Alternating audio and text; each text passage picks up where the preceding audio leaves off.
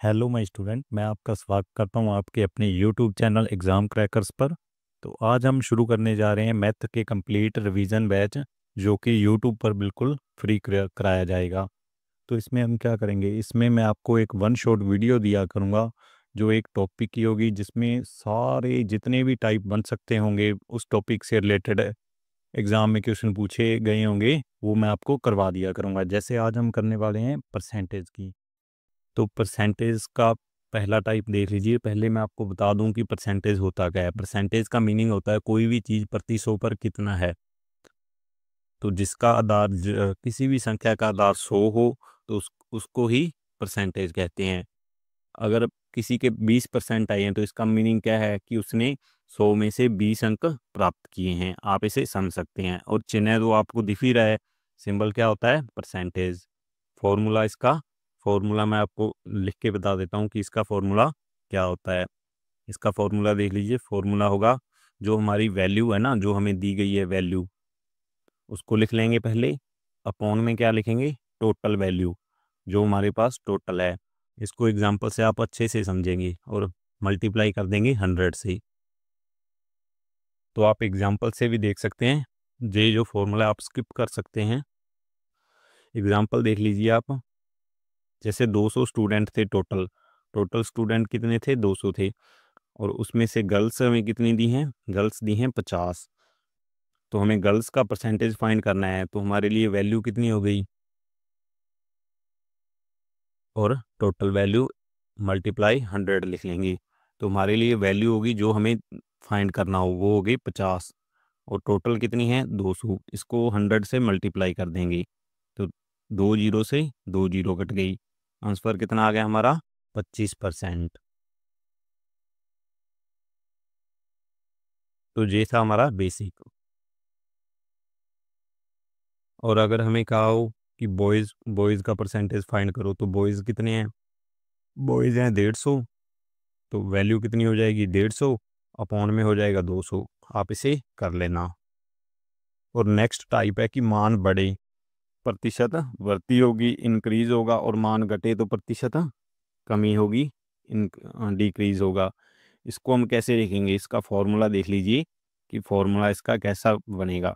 फॉर्मूले में लिख लेंगे हम वृद्धि जो हुई है, किसी भी संख्या में वृद्धि हुई है या कमी हुई है, वो लिख लेंगे। अपॉन में क्या आएगा, जो मूल संख्या थी, जो पहले थी संख्या। और मल्टीप्लाई में क्या कर देंगे, 100 कर देंगे।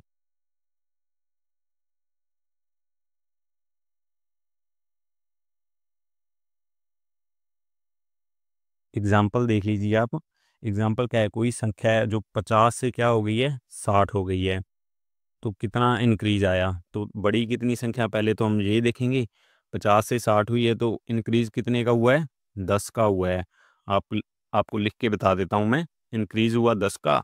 तो और मूल संख्या कितनी थी, जो पहले थी, मूल संख्या थी 50। तो हम फॉर्मूला लिख लेंगे, इंक्रीज जहाँ डिक्रीज अपॉन में मूल संख्या जो भी थी पहले, मूल संख्या थी, इनटू में हम लिख लेंगे इसमें 100। तो हमें वैल्यू दी हुई है, इंक्रीज कितना हुआ है 10 का, मूल संख्या कितनी थी 50, और मल्टीप्लाई कर लेंगे 100 से। तो ये आ गई हमारी वैल्यू, कितनी आ गई, 20% का इंक्रीज हुआ है। ये तो इंक्रीज हो गया। अगर हमें डिक्रीज निकालना हो, जैसे दूसरा एग्जांपल है, वो 80 से 60 हुआ है, कितने का डिक्रीज हुआ है, 20 का। और मूल संख्या कितनी थी, 80 थी। मल्टीप्लाई कर देंगे हम इसे 100 से। तो देख लीजिए कितना आ जाएगा। तो हमारा ये आंसर आ जाएगा 25% डिक्रीज हुई है।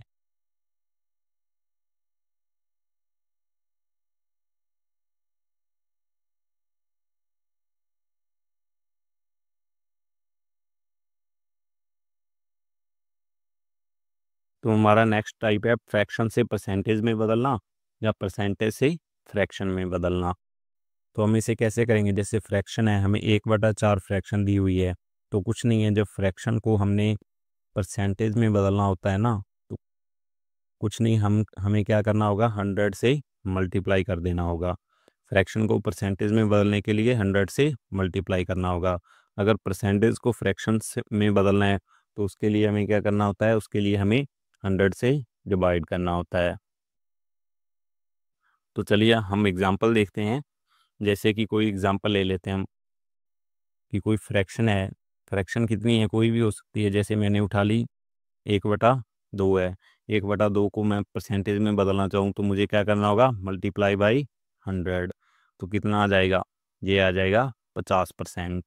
तो याद रखिएगा, फ्रैक्शन को परसेंटेज में बदलने के लिए 100 से मल्टीप्लाई करते हैं और परसेंटेज को फ्रैक्शन से बदलने के लिए 100 से डिवाइड करते हैं। जैसे 25% था, इसे 25 को क्या लिख देंगे, 25/100। तो ये कट के कितना आ जाएगा, 1/4%। 1/4 इसकी फ्रैक्शन वैल्यू आ जाएगी। परसेंटेज में तो था, हमने फ्रैक्शन में चेंज कर लिया। तो कुछ इंपॉर्टेंट फ्रैक्शन होती हैं जो हमें याद ही रखनी होती है। जैसे 1/2, 1/2 की वैल्यू कितनी होती है, 50% होती है। तो जैसे 1/3, 33 सही 1/3%, 1/4, 1/5, आपको ये सभी क्या करनी है, याद करनी है। 1/20 तक याद करनी है। तो आप इसे कैसे याद रखोगे, मैंने आपको बता ही दिया कि हम कैसे निकालते हैं। जैसे 1/6 है तो 100 से मल्टीप्लाई करके 100/6 बन जाएगा और जो भी इसका परसेंटेज में आ जाएगा वो लिख लेना है। जैसे 16 सही 2/3 इसका परसेंटेज वैल्यू होती है। तो आपको सभी ये याद होनी चाहिए, आपको निकालनी न पड़े। 1/2 से लेके 1/20 तक सभी आपको याद होनी चाहिए। 1/8, 1/9, 1/20 तक तो याद होनी चाहिए। इसके बाद कुछ और होती हैं जो इम्पोर्टेंट होती है, वो मैं आपको लिख के बता देता हूँ। जैसे 1/25 है, 1/25 की फ्रैक्शन वैल्यू होती है 4%। और आगे एक और होती है, जैसे 3/7 या 5/8 लिख लेते हैं। पहले 5/8 की फ्रैक्शन वैल्यू कितनी होती है, 62.5%। और 3/8 की कितनी होती है, 37.5% होती है। ये फ्रैक्शन वैल्यू आपको याद रखनी होती है।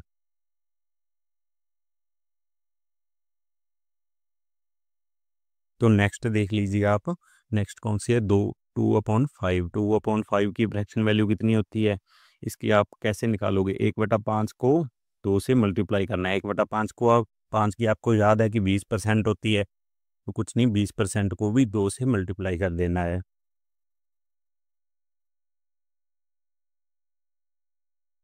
तो ये कितनी आ जाएगी, ये 40% आ जाएगी। ऐसे ही आप सभी की निकाल सकते हैं। जैसे 3/5 की भी ऐसे ही, 4/5 की भी ऐसे ही।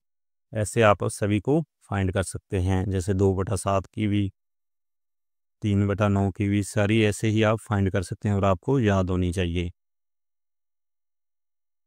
तो नेक्स्ट चलते हैं हम अपने अगले फॉर्मूले, अगले टाइप की ओर।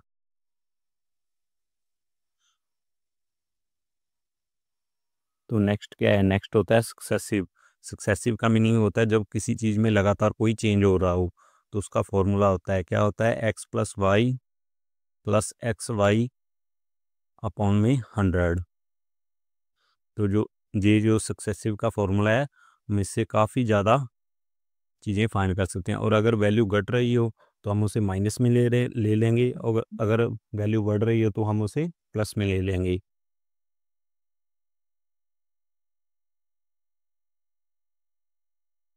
जैसे 20% इंक्रीज है और 10% इंक्रीज है, तो हमें फॉर्मूला लगा देंगे।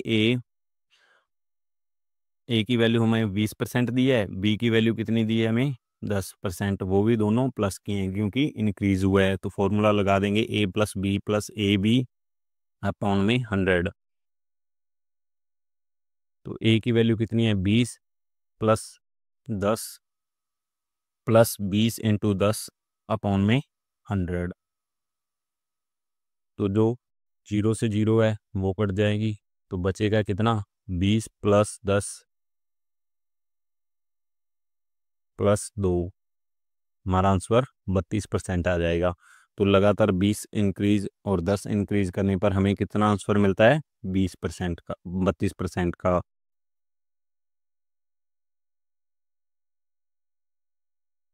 तो चलिए हम चलते हैं अपने अगले क्वेश्चन की ओर। तो अगला क्वेश्चन देख लीजिए आप इसको। नहीं, पहले आप इसको एक और तरीके से भी कर सकते हैं। 20% को कैसे लिख सकते हैं आप, 1/5। इसका मीनिंग क्या है, 20% बढ़ा है तो वो 5 से 6 हो गया है, 5 पर 1 बढ़ा था। ऐसे ही 10% को लिख सकते हैं 1/10, तो इसका मीनिंग क्या है, वो 10 से क्या हुआ है, 1 बढ़ा है, तो 10 से 11 हो गया है। तो अब इसको मल्टीप्लाई कर लेंगे। मल्टीप्लाई कैसे करेंगे, 10 का 5 से मल्टीप्लाई करने पर 50 मिलते हैं, 11 का 6 से मल्टीप्लाई करने पर 66 मिलते हैं। तो आपको ये चेंज मिल जाएगा। कितना चेंज हुआ है, 50 से कोई चीज़ 66 हुई है, तो 16 का चेंज हुआ है ना। और कितने पर हुआ है, 50 पर हुआ है, इंटू 100 कर लेंगे, तो ऐसे भी हमें मिल जाएगा 32%। तो दोनों तरीकों को याद रखना है, एक तो वो फॉर्मूले वाला, एक ये रेशियो वाला। ये रेशियो वाला काफ़ी ज़्यादा मदद करेगा आपकी आगे वाले क्वेश्चन में। ये दोनों फॉर्मूलों को आपको याद रखना है कि हमने कैसे किए हैं। तो अब हम कुछ क्वेश्चन कर लेते हैं। जैसे एक संख्या पहले 20% घटती है, फिर 10% बढ़ती है, तो शुद्ध परिवर्तन फाइंड करो। तो ए की वैल्यू कितनी है, -20 है इस बार, और बी की वैल्यू कितनी है, +10 है। तो कुछ नहीं, हम इसे अपने फॉर्मूले में पुट कर देंगे। -20 + 10 प्लस -20 इंटू 10 अपॉन में 100 कर देंगे। 2 जीरो से 2 जीरो कट गई, -20 + 10, और जो प्लस माइनस होके माइनस का 2 आ गया। तो हमें कितना चेंज मिला, हमें चेंज मिला -12% का। तो आप इसे ऐसे कर सकते हैं, याद रखिएगा। माइनस का चिन्ह दर्शाता है कि कोई चीज़ कितनी कम हुई है, कितनी घटी है। तो अब हम इसे दूसरे टाइप से भी करके देख लेते हैं, जो हमने रेशियो मेथड किया था। तो 20% की फ्रैक्शन वैल्यू कितनी होती है, 1/5। तो ये कम हुआ है ना, तो 5 में से 1 कम होगी। अब 5 से कितनी होगी, 4 होगी, क्योंकि कम हुआ है। ऊपर वाली चीज़ दर्शाती है हमें कि कितना कम या ज़्यादा हुई है। ऐसे ही 10% को लिख लेंगे, 10% बढ़ा है तो वो कितनी हो जाएगी, 10 से 11 हो जाएगी। तो हम कुछ नहीं, मल्टीप्लाई कर देंगे। मल्टीप्लाई 50 और 44 आ गया। तो कोई संख्या 50 से 44 हो गई, तो कितनी कम हुई, 6 कम हुई। कितने पे कम हुई, 50 पे। तो हम इंटू 100 कर देंगे, वो जिससे हमें परसेंटेज की वैल्यू मिल जाएगी। तो कितना परसेंट आ गया, ऐसे भी 12%। तो आपको दिख रहा है ना, 50 से 44 हुई थी तो कमी हुई थी, तो 12% की कमी हुई है। ऊपर माइनस का चिन्ह भी कमी को ही दर्शा रहा था।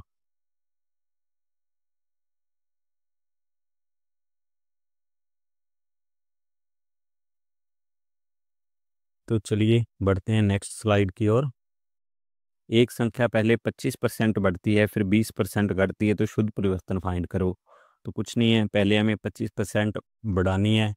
ए की वैल्यू प्लस में 25 हो जाएगी, और बी की घट रही है तो माइनस में 20 हो जाएगी।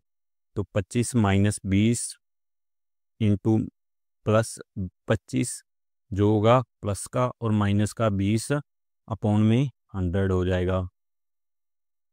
तो हम इसे काट देते हैं। तो हमारे पास कौन सी वैल्यू बचेगी, बचेगी हमारे पास 25 का प्लस और माइनस का 20, जो 5 बचेगा। इधर भी 5 बचा और 5 में से 5 गया, तो हमारे पास बच गया 0%। इसका मीनिंग है कि कोई भी चेंज नहीं हुआ। 0% चेंज का मीनिंग होता है नो चेंज होना, कोई भी चेंज नहीं हुआ। तो अब हम इसे रेशियो मेथड से करते हैं, लेकिन वो आप खुद करेंगे। हम बढ़ते हैं अपनी अगले मेथड की ओर। अगला है सीरीज मेथड। जब किसी चीज़ को सीरीज से बढ़ाया जाए तो उसको कैसे करेंगे हम, कुछ नहीं, हमें रेशियो लिखना आना चाहिए बस, और कुछ नहीं होता इसमें।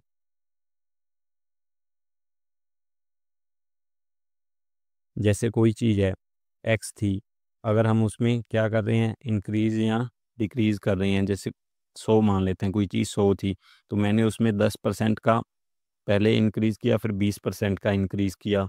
तो इसको कैसे निकालेंगे हम, तो इसको निकालेंगे हम 10% की फ्रैक्शन वैल्यू लिख लेंगे। 10% बढ़ा है तो क्या हो गई चीज़, 5 से 10 से 11 हो गई, तो 11/10 लिख लेंगे। और 20% बढ़ा है तो क्या हो गई चीज़, 5 से 6 हो गई, तो हम इसे लिख लेंगे 6/5। फ्रैक्शन वैल्यू लिखने के बाद कुछ नहीं होता, हमें बस मल्टीप्लाई करना होता है। कोई भी चीज़ जब बढ़े या घटे तो उसको मल्टीप्लाई कर देंगे। जैसे बढ़ रही है तो 11/10 और 6/5 का मल्टीप्लाई कर देंगे, और जो कट रहा है उसे काट देंगे। तो जो हमारा आंसर आ गया वो हमारा फाइनल आंसर होगा। 132% आ गया हमारा, 132 आ गया हमारा फाइनल आंसर। तो संख्या 32 बड़ी है। बस यही है सीरीज मेथड, कुछ नहीं करना होता, हमें बस सिंपल मल्टीप्लाई करना होता है। तो ये वही एग्जांपल है 10% और 20% वाला ही। तो हम कैसे करेंगे इसको? 10% को लिख लेंगे 1/10। कितने पर? 10 पर 1 बड़ी है तो कितना हुई? 11/10 हुई है। ऐसे ही हम 20 को लिख लेंगे। 20 को लिखने का क्या मीनिंग है? 1/5 कितनी बड़ी है? 5 से 6 हुई है तो 6/5 हो गई। एक्स है उसको लिख लेंगे मल्टीप्लाई करके 11/10 इंटू 6/5। ये आ गया हमारा आंसर। अगर कोई संख्या दी होती एक्स की जगह पर तो हम इसे पूरी वैल्यू निकाल के दे देते, लेकिन लिखने का तरीका यही रहेगा, हमें ऐसे ही सॉल्व करना होगा। आप इसको फॉर्मूले से भी कर सकते हैं कि कितना नेट चेंज आया, लेकिन आपके लिए सीरीज मेथड बेस्ट रहेगा। इसमें फॉर्मूला भी लगा के देख सकते हैं कि कितना चेंज हुआ, उससे भी हमें 10 और 20 का नेट कितना चेंज मिलेगा? 32% ही मिलेगा। अब कुछ प्रैक्टिस कर लेते हैं। एक संख्या थी जिसमें लगातार 10, 20 और 25% की कमी की जाती है, तो शुद्ध परिवर्तन फाइंड करें। तो अब हम इसे कैसे करेंगे? पहले हमें 10, 20 और 25 की क्या पता होनी चाहिए? फ्रैक्शन वैल्यू पता होनी चाहिए। तो 10 की फ्रैक्शन वैल्यू कितनी होती है? 1/10। इसमें अब कमी हुई है, तो कमी हुई है तो माइनस करेंगे। ऐसे ही 20 की लिख लेंगे, 25 की लिख लेंगे। ये आपको याद होनी चाहिए।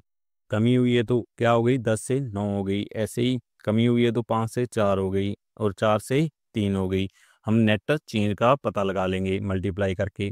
तो मल्टीप्लाई करने पर 200 आ गया इधर। दूसरी जगह आप मल्टीप्लाई करने पर आप देख लेना 108 आ जाएगा। तो कितना चेंज आया है?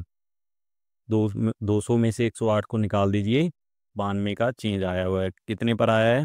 200 पर आया है। मल्टीप्लाई कर देंगे 100 से, तो कितने प्रतिशत का चेंज आया? हमारे पास आया 46% का चेंज आया। तो ये था ratio method. Ratio method best होता है जब हमें 3 वैल्यू दी हो। फॉर्मूला 3 वैल्यू के लिए नहीं है, तो हमें रेशियो मेथड से करना होगा, जो काफ़ी आसान भी है। तो चलिए देखते हैं अपना नेक्स्ट क्वेश्चन। इसमें क्या है? पहले 20% वृद्धि है, 30% कमी है, फिर 25% की वृद्धि दी गई है। तो शुद्ध परिवर्तन फाइंड करना है। तो 20% की वैल्यू होती है 1/5। कोई भी चीज़ कितनी हुई है? 5 से 6 हुई है। 30% कमी की फ्रैक्शन वैल्यू कितनी होती है? 3/10। तो कमी हुई है तो 10 से कितनी हुई होगी? 7 हुई होगी। फिर 25% की वृद्धि हुई है। वृद्धि का मीनिंग क्या होता है? 1/4। तो 4 से कितनी हुई होगी? 5 हुई होगी। तो हमें इसे कुछ नहीं, मल्टीप्लाई कर लेना है। मल्टीप्लाई करने पर हमें क्या मिलेगा? इधर फिर हमें 200 मिल जाएगा, और इधर कितना मिल जाएगा? 210 मिल जाएगा। नहीं, 70।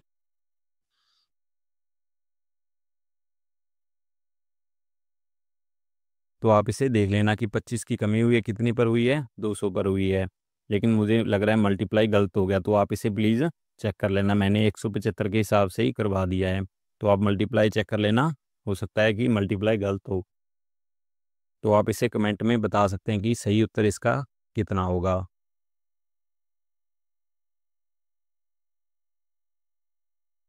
एक व्यक्ति का खर्च, प्राइस और कंजम्पशन पर सवाल आ गए हैं। प्राइस और कंजम्पशन पर हम कैसे करेंगे क्वेश्चंस को? कितना खर्च करता है? खर्च करता है वो फिक्स होता है। जो उसका खर्चा है वो फिक्स होता है, तो प्राइस कंजम्पशन का उल्ट हो जाएगा। प्राइस जैसे आपको पता ही है कि हमें कितना दिया हुआ है इस क्वेश्चन में, 15 से 18 दिया हुआ है। तो हमें कैसे करना है इसको? तो कंजम्पशन क्या हो जाएगी इसकी? कंजम्पशन इसकी उल्ट हो जाएगी। कंजम्पशन हो जाएगी 18 से 15। तो हम इसे रेशियो में काट भी सकते हैं कि कितना रेशियो हुआ है, क्योंकि दोनों 3 से कट रहे हैं। तो 5 से 6 हुआ है प्राइस। कंजम्पशन कितनी हो जाएगी? 6 से 5 हो जाएगी। तो कुछ नहीं करना है हमें, वैसे भी इस क्वेश्चन को तो हम सीधे भी कर सकते थे कि पहले 900/15 था जो वैल्यू मिलती थी, अब 900/18 थी। लेकिन मैंने आपको ये समझाया है कि आप समझ सको कि आगे की क्वेश्चन करने कैसे हैं। जैसे 900/15 की वैल्यू आ गई हमारे पास 60 kg पहले खरीदता था, तो 60 kg की वैल्यू कितनी है हमारे पास 6 है। हमारी पहले कंजप्शन 6 थी ना, तो अब कितनी है 5, तो 5 से मल्टीप्लाई कर देंगे नई कंजप्शन निकालने के लिए, तो कितनी आ गई 50 kg आ गई।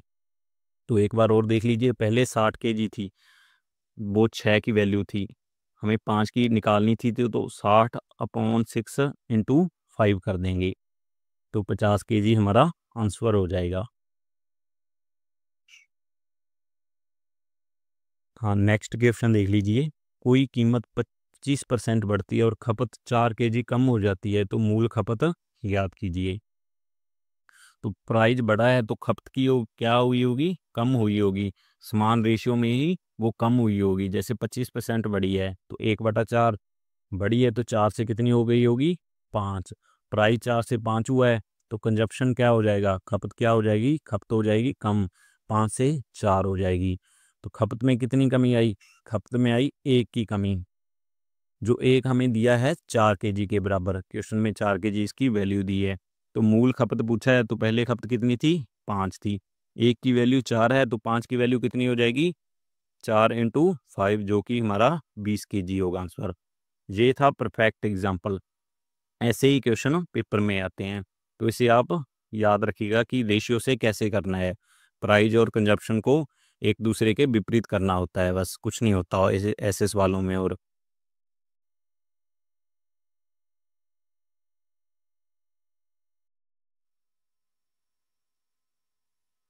तो नेक्स्ट देख लेते हैं क्वेश्चन क्या है।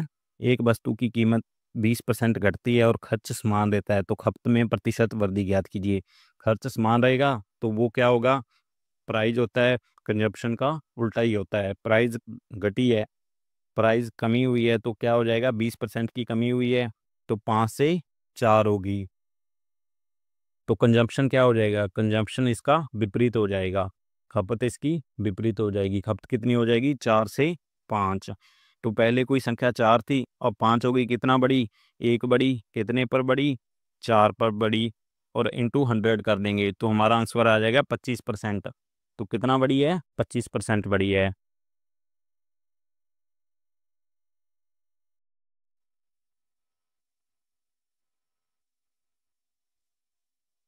तो ये हमारा नेक्स्ट क्वेश्चन, कीमत 25% बढ़ती है और खर्च को भी 25% बढ़ा दिया जाता है।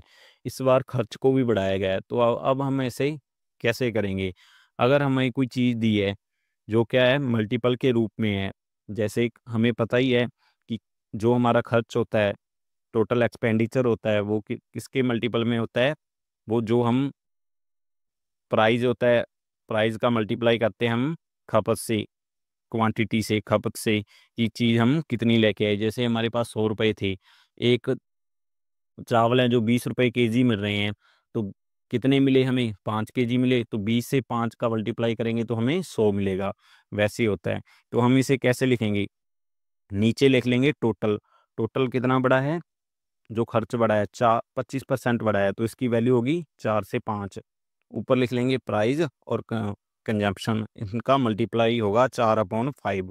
तो प्राइस तो हमें दिया है कि 25% बढ़ा है, 4 से 5 हुआ है, तो इसकी ट्रिक होती है कंजम्पशन फाइंड करने की। तो जो नीचे का 4 है ना, ये वाला 4 का मल्टीप्लाई करना होगा ऊपर वाले क्रॉस से, 4/5 आ गया। इधर को 5 का मल्टीप्लाई करना होगा क्रॉस से, 4/4 से, तो कितना हो गया 20/20 हो गया। अर्थात कोई भी परिवर्तन नहीं हुआ, नो चेंज हुआ, जो पहले था वही रहा, समान रहा। तो कंजम्पशन में कोई चेंज नहीं होगा। कुछ नहीं करना, हमें टोटल नीचे लिख लेना है, प्राइस ऊपर लिख लेना है, क्वांटिटी का मल्टीप्लाई करना है, और जो चीज़ हमें ना दी हो तो उसका हम क्रॉस मल्टीप्लाई करके फाइंड कर सकते हैं। ये काफ़ी इंपॉर्टेंट टाइप है, काफ़ी बार पूछा गया है, आप याद रखिएगा।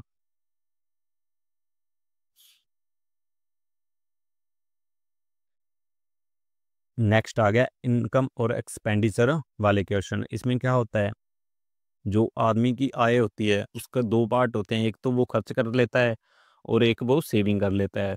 तो आय किसके बराबर होगी? खर्च और सेविंग के बराबर ही होगी ना।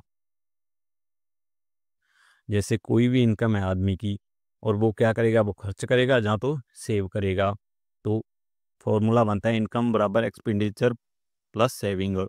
आप क्वेश्चन देख लीजिए, a man spend 80% of income, income increase 25%, expenditure increase 20%, find percentage change in saving.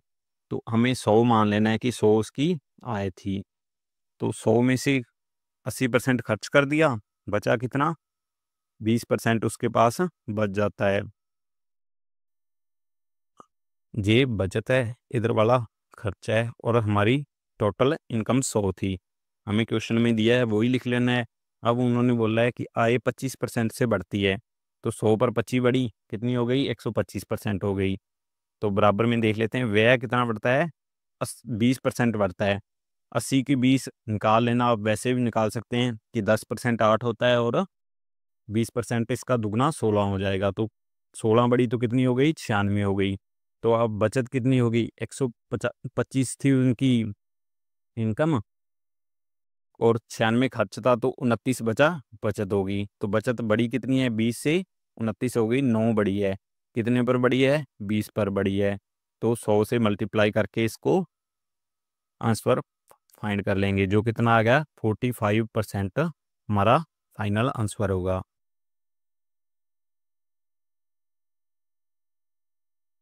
तो इस क्वेश्चन को आराम से देखना कि 100 पूरी आय थी, 80% खर्च किया, 20% बचत मिली, 100 से 25 बढ़ी, 125 हुई, 80 से 96 हुई, बचत 29 बची।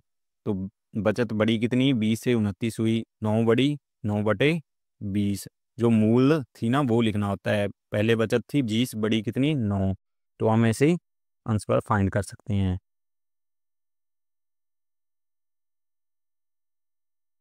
अब नेक्स्ट क्वेश्चन है, आय और व्यय का हमें इस बार अनुपात दिया है कि आय कितनी है? 5 है, व्यय 4 है। आय 25 बढ़ती है, व्यय 220 बढ़ता है, तो बचत में चेंज फाइंड करना है। इसको भी हम सिंपल वैसे ही लिखेंगे, 5 को हम 500 लिख लेंगे ताकि आसानी हो काटने में। तो आय हमारी 500 है, खर्च 400 है, तो बचत कितना होगा? तो बचत होगी हमारी 100। तो अब आय हमारी कितनी बड़ी है? आय बड़ी है 25%। 500 का 25% आप कैसे निकालोगे? वही 1/4 करके। पहले हम 400 का 20% निकाल लेते हैं।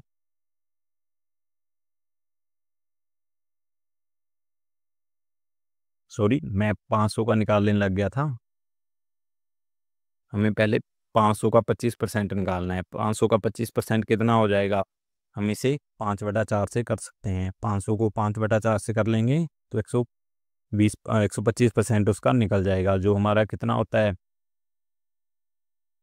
मल्टीप्लाई करके हम इसे चेक कर सकते हैं। तो 125 आ जाएगा, मल्टीप्लाई में 5 आ जाएगा, तो कितना हो गया? 625 हो गया। 500 को 25% बढ़ाना वैसे भी आज आप याद रख सकते हैं, 625 हो जाएगा। और अपने व्यय में कितनी चेंज हुई? 20% की। तो 400 का 10% 40 होगा, तो 20% कितना हो जाएगा? 80 हो जाएगा। तो व्यय कितना बढ़ा? 400 से 480 हो गया। तो बचत कितनी बची है अब? बचत हमारे पास बची है 25 वो 20 वो 145 बची है। तो पहले बचत कितनी थी? 100 थी, अब कितनी हो गई? 145। कितनी बढ़ी? 45। कितने पर बढ़ी? 100 पर। तो 45/100, 45% हमारा फाइनल आंसर हो जाएगा जब हम इसे 100 से मल्टीप्लाई करेंगे। तो 45% हो गया हमारा आंसर। तो ऐसे टाइप काफ़ी बार पूछे गए हैं, आप इसे याद रखना कि इसको कैसे करना होता है। कुछ नहीं करना, हमें आय बराबर व्यय प्लस बचत लिख लेनी है और बाकी जो बोला गया है वही करना है। जैसे इसमें 500 से 25 बढ़ा था, वो 625 कर दिया। व्यय बढ़ा था 20%, वो 400 से 480 हो गया। बचत हमें अपने आप मिल गई, तो जो बचत में चेंज हुआ है वो लिख लेंगे, अपॉन में 100 कर लेंगे जो मूल बचत थी, तो हमारा आंसर हमें मिल जाएगा। तो हम नेक्स्ट क्वेश्चन देखते हैं। किसी व्यक्ति की आय 6000 थी, व्यय 75% था, तो आय 20 बढ़ती है और व्यय 10 बढ़ता है, तो नई बचत फाइंड कीजिए। इसमें हमें पहले से ही वैल्यू दी हुई है, हमें वैल्यू अपनी तरफ से लेने की ज़रूरत नहीं है। जैसे 6,000 थी, तो इसका 75% व्यय कर दिया, तो 6,000 का 75% कितना होगा? 3/4, जो कितना हो जाएगा? 4500 हो जाएगा। हम आपको निकाल के दिखा देते हैं। तो कितना हो गया? 4500 हो गया। तो बचत कितनी बची? 1500। अब आय कितना बढ़ा है? 20% बढ़ा है। 20 को वैसे ही लिख सकते हैं कि 10% 6,000 का 600 होता है, 20% कितना हो जाएगा? 1200। तो कितना बढ़ा? 6,000 से 7200 हो गया। और व्यय में कितना चेंज आया है? व्यय भी 10% बढ़ता है। 4500 का 10% 450 होगा, तो 4950 हो जाएगा। तो हमारे पास बचत कितनी बची? 50 जे बच गई और 2200 इधर बच गई, तो 2250 हमारी बचत हो जाएगी।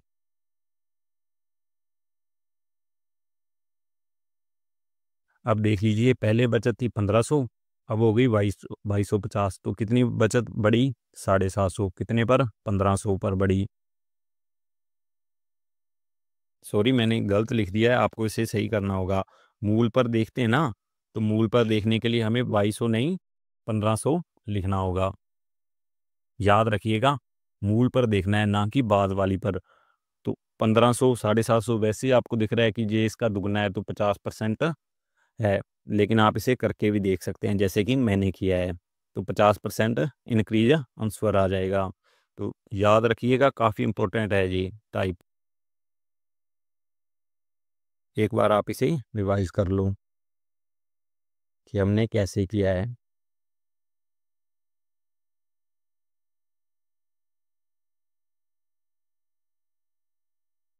मुझे लगता है कि काफ़ी क्वेश्चन हो गए, वो टाइप अब आप नहीं भूलोगे। तो अब जनसंख्या आधारित क्वेश्चन आते हैं। जनसंख्या आधारित क्वेश्चन कैसे आते हैं कि कोई पॉपुलेशन दी होती है, हमें नेक्स्ट फाइंड करनी होती है कि इतने सालों बाद कितनी हो जाएगी। तो फॉर्मूला याद करने की ज़रूरत नहीं है, मैं आपको सिंपल बताऊंगा कि इसे कैसे करना है सीरीज मेथड से।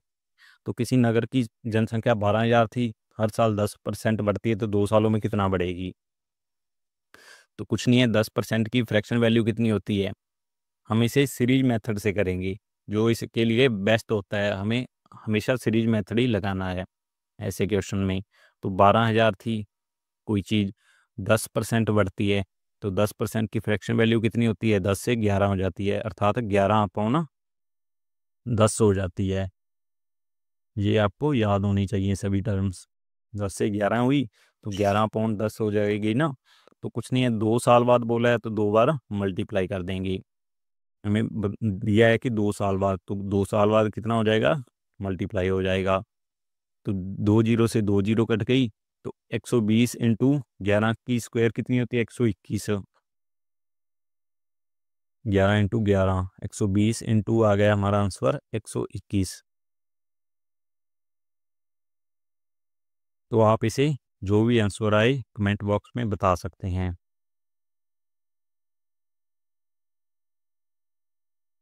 तो ऐसे क्वेश्चन को हम सीरीज मेथड से ही करेंगे, याद रखिएगा सीरीज मेथड को। नेक्स्ट क्वेश्चन देख लीजिए। 80,000 पॉपुलेशन थी, हर साल 5% बढ़ती है, तो 3 साल बाद कितनी होगी? तो पहले तो हमें 5% की फ्रैक्शन वैल्यू मालूम होनी चाहिए, और 3 साल दिया है, तो 3 बार मल्टीप्लाई करना होगा। 5% की फ्रैक्शन वैल्यू हमें पता है 1/20 होती है, बढ़ रही है, तो 21/20 हो गई। 20 से कितनी हो गई? 21 हो गई, तो 21/20 लिख सकते हैं। तो कुछ नहीं करना, हमें 80,000 दिया है, जो हमने निकाला है उसको 3 बार मल्टीप्लाई कर देना है, वो हमारा आंसर हो जाएगा। 3 बार मल्टीप्लाई में लिख लेते हैं। तो अब जो काट रहा है काट देते हैं 3 जीरो से। 3 जीरो गई, 2 इंटू 2 हो गई 8, वो 80 से 10 बार में कट गया। तो बचा क्या? हमारे पास बचा 21 की स्क्वायर होती है 441, इंटू 21 इंटू 10, 210 हो गया ना वो। तो जो भी आंसर आए आप इसे कैलकुलेशन करके फाइंड कर सकते हैं। मेरा मेन मकसद था आपको टाइप को समझाना कि कौन सा टाइप कैसे करना होता है, कौन सा बेस्ट मेथड होता है। वो आपको याद रखना है, सीरीज मेथड।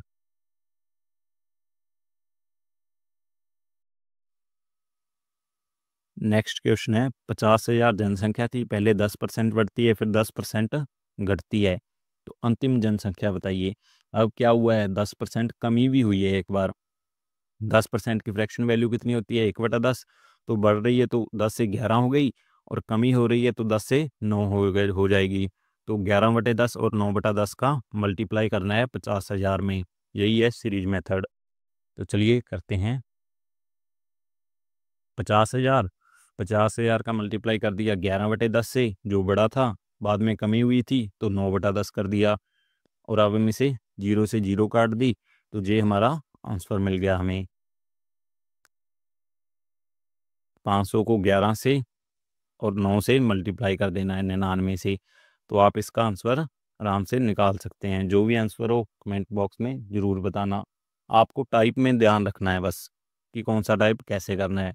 एक और क्वेश्चन है, 20,000 जनसंख्या थी, हर साल 5% घट रही है, 2 साल बाद कितनी होगी। ये क्वेश्चन आप होमवर्क में इजीली कर सकते हैं, और कमेंट बॉक्स में ज़रूर बताना कि इसका आंसर कितना आया।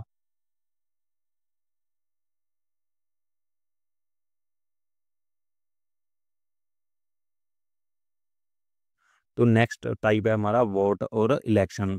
तो वोट में क्या होती हैं, जो टोटल वोट होती हैं वो वैलिड और इनवैलिड दो पार्ट में बटी होती है, और winners vote minus losers vote क्या मिलता है, हमें मेजोरिटी मिलती है। मेजोरिटी का मीनिंग होता है कि कोई कितनी वोटों से जीता हो।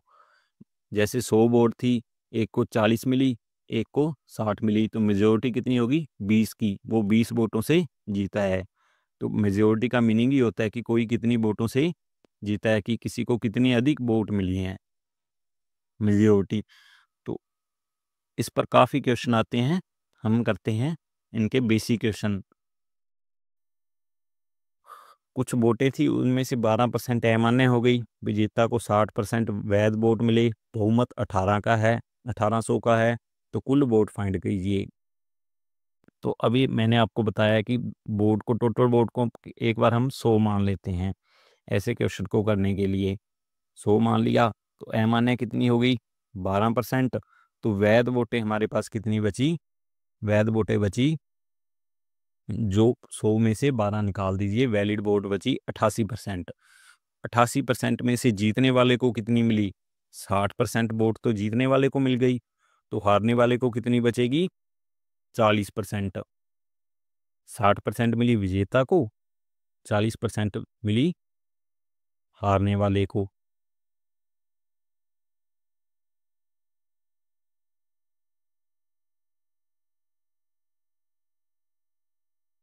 तो 88 का जो गैप बचा, इसमें गैप कितना था, 20%, वो ही क्या है, मेजोरिटी होगा।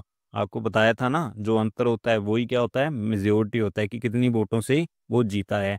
88 का एक को 60% मिली, एक को 40% मिली, हमें अलग अलग निकालने की जरूरत नहीं है, हमें पता है कि अंतर क्या होगा, 88 का 20% होगा, वो ही 1800 के बराबर होगा। हमें कुल वोट निकालनी है, हमें 88 का तो पता ही है 20%, 88 का 20% लिख लेंगे, 1800 की वैल्यू है, 88 का 20% को हम लिख सकते हैं 1/5 से,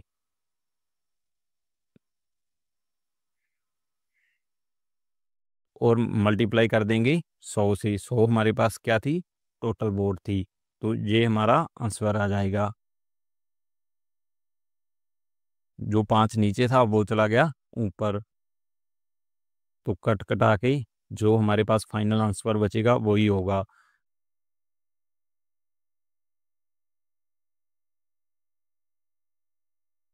आप इसे कमेंट में बताना कि इसका आंसर कितना आया।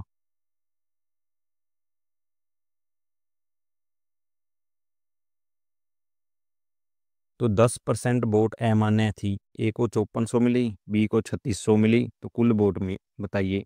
तो कुल वोट हम 100% मान लेते हैं, 10% अमान्य थी, तो बची कितनी, 90%। जो 90% वोट बची है ना, वही ए और बी में बटी होगी, तो ए और बी की टोटल वोट हैं, वही इस 90% की वैल्यू हैं। जो 90% है वही हम लिख लेते हैं कि 5400 और 3600 का योग कितना है, 90% है, और हमें टोटल 100% को फाइंड करना है। तो चलिए इस क्वेश्चन को भी हम शुरू करते हैं। तो 90% की वैल्यू क्या है, ए प्लस बी को मिली वोटें 90% के बराबर हैं, जो कि मान्य वोट हैं। इनवैलिड 10 हो गई, मान्य बची 90%। तो 90% की वैल्यू है 5400 प्लस 3600, जो कि कितनी हो गई, 9000।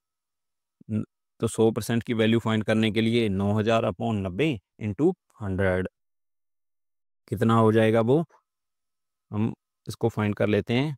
तो ये हो जाएगा 10,000। तो हमारा फाइनल आंसर हो गया 10,000 वोट।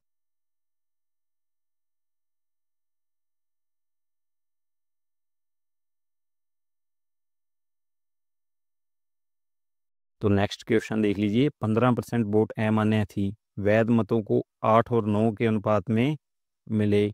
बहुमत 1800 का था। बहुमत का मीनिंग क्या होता है, जो विनर और लूजर का अंतर हो। तो 100 वोट थी, उसमें से 15 अमान्य हो गई, तो बची कितनी, 85 वोट। 85 को ही हम 8:9 में बांट लेते हैं। तो जो बहुमत है वो कितने का हो गया, इसी का ही अंतर हो गया ना। 85 का 9 और 8 में बांटने के बाद अंतर कितना मिला, 1। इसमें से अंतर कितना है, वो 1 है। तो हम इससे पहले वैल्यू निकाल लेते हैं। जैसे 85 की वैल्यू 17 है, तो 9 की वैल्यू 45 और 8 की वैल्यू 40 आ गई। तो गैप कितने का मिला, 5 का। यही 5 का गैप है वो 1800 के बराबर है। तो 100% निकालना है, जहाँ हमें कितना निकालना है, 45 और 40 वो हो गया और 15 वो थी। टोटल वोट निकालनी है, तो 100 की वैल्यू निकालने के लिए हम इसे 100 से मल्टीप्लाई कर देंगे, तो हमारा आंसर हमें मिल जाएगा। एक बार और देख लीजिए कि कैसे किया मैंने। कुछ नहीं है, जो अमान्य थी वो लिख लेनी है, जो मान्य थी उसको 8:9 में बांट देना है, और जो 9 की वैल्यू है वो 45 आ गई, 8 की वैल्यू 40 आ गई। तो इनका गैप कितने का, 5 का, वो 1800 के बराबर था। तो 8% अमान्य थी, ए को 54 मिला, कुल वोट इतनी थी, तो बहुमत ज्ञात कीजिए। ये सिंपल क्वेश्चन है। वैसे ही आप 100 मान के भी कर सकते हैं, और वैसे ही आपको वैल्यू भी दी हुई है 25,000, तो इससे भी निकाल सकते हैं। तो आप इसे, इसका आंसर कमेंट बॉक्स में ज़रूर बताइएगा कि कितना आपका आंसर आया।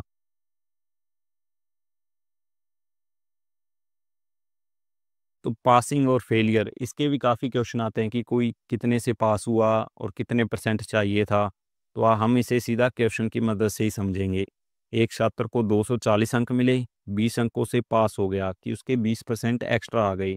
पास प्रतिशत 35% था, कुल अंक फाइंड कीजिए। तो कैसे करना है, 35% था, 35% की वैल्यू कितनी है, जो पासिंग मार्क्स है, उसको 240 मिले हैं, 20 अंकों से वह पास हुआ, तो उसे अधिक मिल गई। तो पासिंग मार्क्स थे 220, 220 थे पासिंग मार्क्स, जो कितने की वैल्यू है, हमारे पास 35% की वैल्यू है। तो टोटल निकालने हैं, तो 100% निकालने हैं। जो हमें 35 दिया है वो 220 के बराबर है। 100 की निकालनी है, तो कुछ नहीं, 220 अपॉन 35, कुल निकालनी है तो 100 से मल्टीप्लाई कर देंगे। हम इसे 5 से काट लेते हैं, जो हमारा आंसर होगा वो हम यहाँ पे लिख देंगे। तो आप इसका आंसर निकाल लेना, कैलकुलेशन होगी थोड़ी बहुत, वो आप करके इसका आंसर निकाल सकते हैं। मैंने बताया कि कैसे सवाल पूछे जाते हैं और आपको कैसे उनके अप्रोच करना है।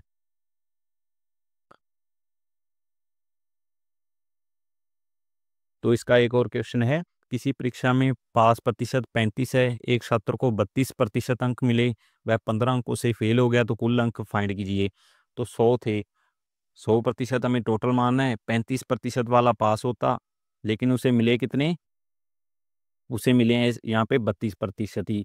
तो कितने प्रतिशत कम रह गया वो, तो 3% वो कम रह गया। और 3% की वैल्यू वही अंकों में कितनी है, 15% है। और कुल अंक फाइंड करने हैं।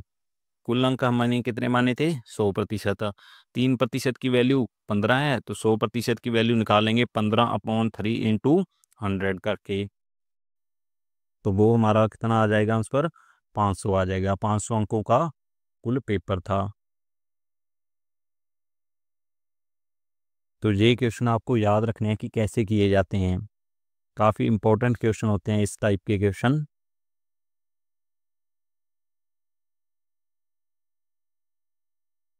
तो अब आ गए कमीशन बेस्ड क्वेश्चन। कमीशन पर आधारित कुछ क्वेश्चन भी पूछे जाते हैं। ये वैसे तो मेंस वगैरह में ज़्यादा पूछे जाते हैं, नॉर्मल ये छोटी परीक्षाओं में नहीं पूछे जाते। तो इनका फॉर्मूला कैसे होता है वो आपको याद रखने की ज़रूरत नहीं है। हम करेंगे सीधा इसे क्वेश्चन की मदद से आपको समझाऊंगा। जैसे एक ने 20,000 का सेल किया, कमीशन दर 5% थी, तो कमीशन ज्ञात कीजिए। तो ये तो सिंपल ही है, 20,000 का 5% निकालना है, तो जो कितना हो जाएगा 1,000 रुपये हो जाएगा। लेकिन ऐसे क्वेश्चन नहीं, इतने हलवा क्वेश्चन नहीं पूछते वो क्वेश्चन पूछते हैं एग्जाम में इस टाइप के। एक सेल्समैन को कुल बिक्री पर 10% कमीशन और 20,000 के ऊपर बिक्री पर 2% बोनस मिलता है। कमीशन काटने के बाद वो 88,200 रुपये जमा करता है। कुल बिक्री और कमीशन फाइंड कीजिए। तो एक सेल्समैन है, उसको 20,000 पर तो मिलता है 10% का, 20,000 प्लस जो अगर उससे ऊपर की बिक्री कर देता है तो उसे कितना कमीशन मिलता है, 2% बोनस मिलता है। तो कितना मिलेगा, 10+2 कितना हो जाएगा, 10+2 हो जाएगा 12% का। तो आप बैकग्राउंड नॉइस को प्लीज़ इग्नोर कीजिएगा। तो 20,000 प्लस पर कितना आ गया, 12% का। और 20,000 से नीचे पर कितना कमीशन मिल रहा था उसे, नीचे पर मिल रहा था 10% का। तो हमें कुछ नहीं होता, जो 20,000 से नीचे था ना उसको भी 12% करना होता है।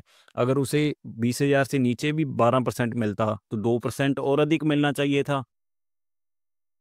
2% और अधिक दिलाने के लिए हमें क्या करना होगा, 20,000 का 2% और बढ़ा देना है। जो कमीशन काटने के बाद कंपनी को वो दे रहा था 88,200 रुपये, वो अब कम देगा क्योंकि कमीशन उसकी बढ़ गया ना, तो कंपनी को तो कम ही मिलेंगे। तो हम 2% को कैसे लिखेंगे वो आपको बता देता हूँ। 20,000 का 2% कितना होता है, आपको मालूम ही है कि 1% 200, तो 2% हो गया इसका 400। तो कंपनी को जो मिले वो कितने मिलेंगे, 100 में से 12% निकाल दीजिए, 88% की हमारे पास वैल्यू आ जाएगी। तो 88,200 माइनस 400 जो कितना हो जाएगा, 87,800।